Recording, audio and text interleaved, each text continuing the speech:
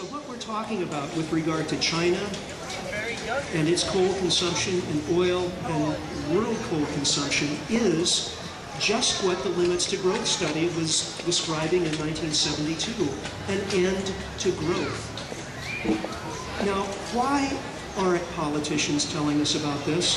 Why isn't the mainstream media telling us? Because growth is something that everybody wants. And the idea that there could be fundamental resource-based limits to growth is something that nobody wants to contemplate. You know, if the economy is growing, then businesses are making more profits, there are more jobs, people who have investments are seeing higher rates of returns. Everybody wants that to happen. When the economy stops growing, people start losing jobs, the economy starts shrinking, and money supply starts shrinking. People can't repay their interest on their debts and start defaulting on their mortgages. Basically exactly what we've been seeing since mid-2008. Well, what happened in mid-2008? We saw the mother of all oil price spikes. For several years previously, the oil price had been creeping up. Oil production globally hadn't been keeping pace. The oil price was rising and rising until in July 2008 it hit almost $150 a barrel. Immediately, the world auto industry went into free fall. The airline industry went into a nosedive. Global trade plummeted. And as a result, demand for energy went down. We actually saw a decline in world greenhouse gas emissions for the first time, not because of some kind of global agreement, but because the global economy was headed downhill so fast. Well, as a result of a decline in demand for energy, oil prices plummeted in December 2008 to $32 a barrel, and they've been declining back since then. They're now about $85. Now, what's this telling us? It's telling us that what we might expect from peak oil, peak coal, is wrong. What we might immediately expect is that energy prices will simply gradually rise and rise and rise. Actually, that would be a good thing, because we could adapt.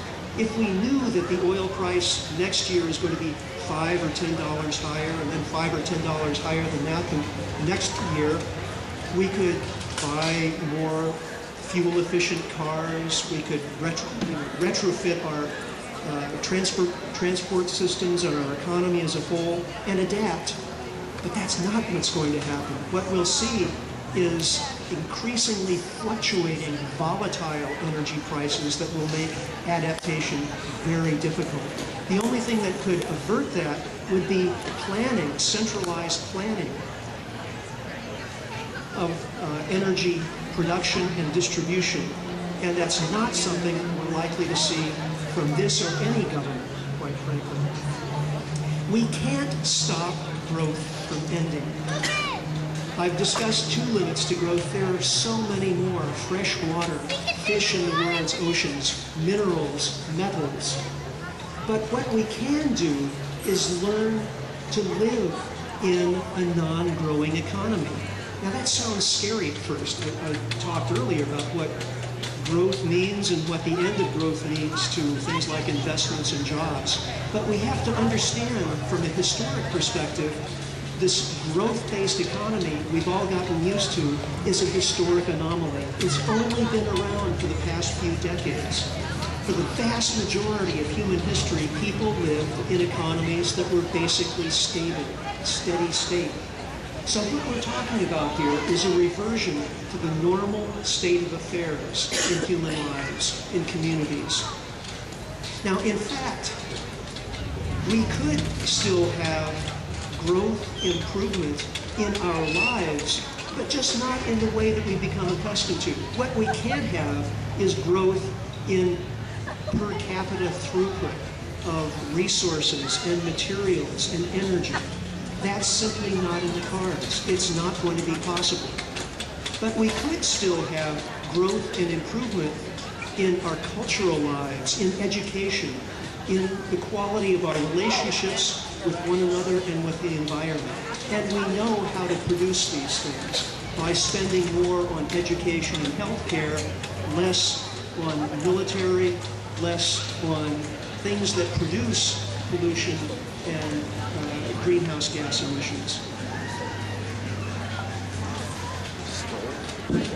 What I'm talking about is essentially a redefinition of progress, a redefinition of growth, a redefinition of what we're aiming for as a society.